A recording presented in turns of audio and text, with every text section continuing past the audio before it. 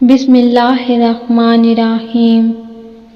فخر دو جہاں، محبوب رب کائنات، آقائے نامدار حضرت محمد صلی اللہ علیہ وآلہ وسلم کی مہر نبوت کیا تھی؟ کیا مہر نبوت حضور صلی اللہ علیہ وآلہ وسلم کے جسم پر پیدائشی تھی؟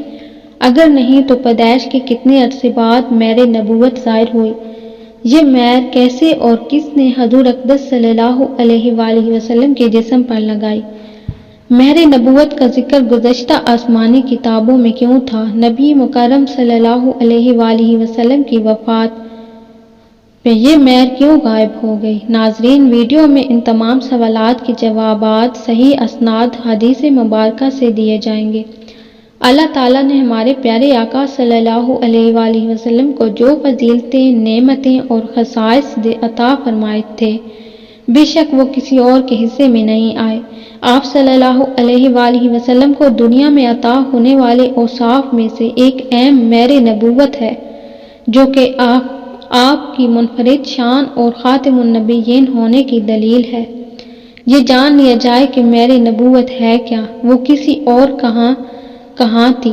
اس بارے میں متفقہ علیہ حدیث مبارکہ جیسی بخاری، مسلم، نسائی، طبرانی اور حدیث کی تمام کتابوں میں روایات کیا گیا ہے۔ حضرت صائب رضی اللہ تعالیٰ عنہ سے مروی ہے کہ ایک دفعہ میں بہت بیمار پڑ گیا تو میری خالہ جان مجھے حضور اقدس صلی اللہ علیہ وآلہ وسلم کی خدمت میں لے گئی اور عرض کرنے لگی، یا رسول اللہ، میرا بھانجا سخت بیمار ہے۔ یہ سن کر نبی پاک نے میرے سر پر اپنا شفقت بھرا ہاتھ پھیرا اور میرے لیے برکت کی دعا کی۔ پھر نبی کریم وضو فرمانے لگے تو میں آپ کے وضو سے بچہ پانی پیا اور حضور اقدس صلی اللہ علیہ وآلہ وسلم کے پیچھے کھڑا ہو گیا تو آپ صلی اللہ علیہ وآلہ وسلم کے دونوں شانوں کے درمیان مہر نبوت کو بغور اپنی آنکھوں سے دیکھا، جو کہ کبوتری کے انڈے جیسی تھی۔ ناظرین گرامی، اسے مہر نبوت اس لیے کہتے ہیں کہ گزشتہ آسمانی کتب میں اس مہر کو حضور اقدس صلی اللہ علیہ وآلہ وسلم کے خاتم النبیین ہونے کی علامات قرار دیا گیا تھا۔ وفات کے وقت یہ مہر شریف غائب ہو گئی تھی۔ حضرت جابر بن سمرہ رضی اللہ تعالیٰ عنہ فرماتے ہیں کہ میں نے سلطان دو جہاں صلی اللہ علیہ وآلہ وسلم کے دونوں مبارک شانوں یعنی کندھوں کے درمیان مہر نبوت کو دیکھا، جو کبوتری کے انڈے کی مقدار میں سرخ ابھرا ہوا گوشت تھا۔ ناظرین، یہ مہر مبارک آئی کہاں سے؟ اس بارے میں حضور نبی کریم صلی اللہ علیہ وآلہ وسلم کی والدہ محترمہ فرماتی ہیں کہ ولادت کی رات میں نے 3 اشخاص دیکھے۔ ایک کے ہاتھ میں چاندی کی سرائی تھی، دوسرے کے ہاتھ میں سفید ریشم کا ٹکڑا تھا۔ اس نے وہ کھولا اور اس میں سے ایک مہر نکالی۔ اس کی چمک دمک سے دیکھنے والوں کی آنکھیں چندیا گئیں۔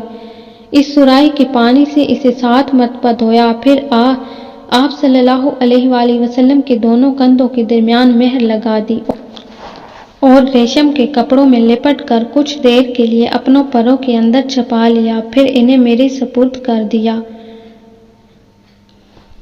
حضرت مخرش کعبی رضی اللہ تعالیٰ عنہ بیان کرتے ہیں کہ میں نے حضور صلی اللہ علیہ وآلہ وسلم کو رات کو مقام جعرانہ سے نکلتے دیکھا کہ ان کی کمر مبارک خالص سفید چاندی کی طرح چمک رہی تھی۔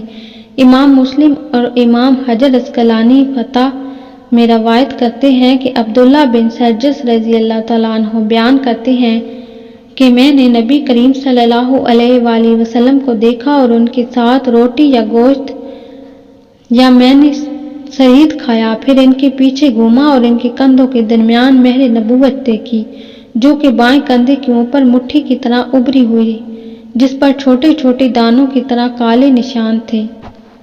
اسی طرح امام ترمذی، امام بیہقی اور طبقات ابن سعد میں روایت ہے کہ شیر خدا حضرت علی فرماتے ہیں کہ حضور نبی کریم صلی اللہ علیہ وآلہ وسلم کے دونوں کندھوں کے درمیان مہر نبوت تھی، اس لیے کہ آپ صلی اللہ علیہ وآلہ وسلم آخری نبی ہیں۔ امام بیہقی دلائل النبوہ جلد 304 پر روایت فرماتے ہیں کہ حضرت عائشہ رضی اللہ تعالیٰ عنہ بیان فرماتی ہیں کہ حضور نبی کریم صلی اللہ علیہ وآلہ وسلم کی مبارک پشت کسادہ تھی اور دونوں کندھوں کے درمیان مہر نبوت تھی۔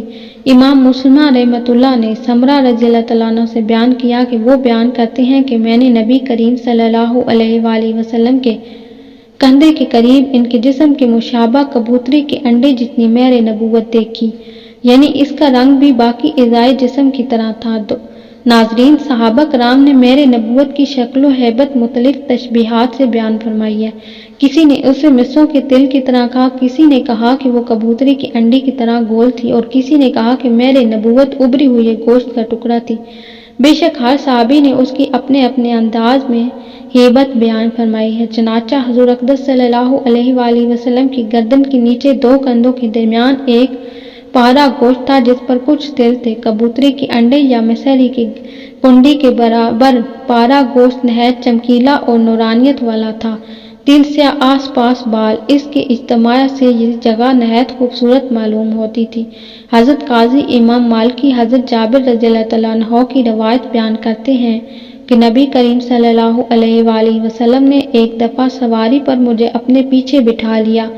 میں نے اپنے چہرے کو میرے نبوت کے قریب کیا تو اس کی بے پناہ میٹھی خوشبو مجھ پر غالب آ گئی۔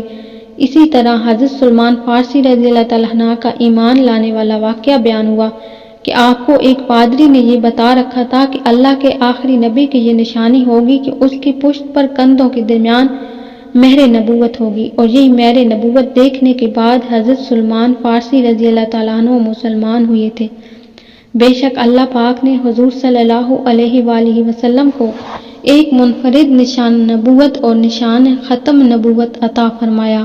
اس میں کوئی شک نہیں کہ نبی کریم صلی اللہ علیہ وآلہ وسلم ہی اللہ کے آخری نبی ہیں، آپ کے بعد کوئی نبی یا رسول نہیں آنے والا۔ اس لیے اس بات کو قرآن و حدیث میں واضح بیان فرمایا گیا ہے کہ حضور صلی اللہ علیہ وآلہ وسلم کے بعد جو بھی نبی یا رسول ہونے کا دعویٰ کرے گا وہ جھوٹا اور کذاب ہوگا۔ یہی وجہ کہ قرآن سے پہلے آنے والی تمام آسمانی کتابوں اور صحیفوں میں حضور صلی اللہ علیہ وآلہ وسلم کی مہر نبوت کو آخری نبی کی نشانی کے طور پر بیان فرمایا گیا ہے۔ ناظرین گرامی، جیسے بھی مشق اور موتیوں سے بھرے برتن بند کر کے مہر کر دیا جاتا ہے دنائی والوں سے محفوظ ہو جائے، چنانچہ اللہ تعالیٰ نے سید کائنات صلی اللہ علیہ وآلہ وسلم کے اندر اجزائے نبوت کو جمع فرمایا اور اس پر اپنی مہر لگا دی۔ اسی مہر کی برکت ہے کہ آپ کے دشمن کو آپ پر قابو نہیں ملتا، اس لیے مہر کردہ شیء محفوظ ہو جاتی ہیں، اور دوسرا یہ اللہ کے آخری پیغمبر کی نشانی تھی۔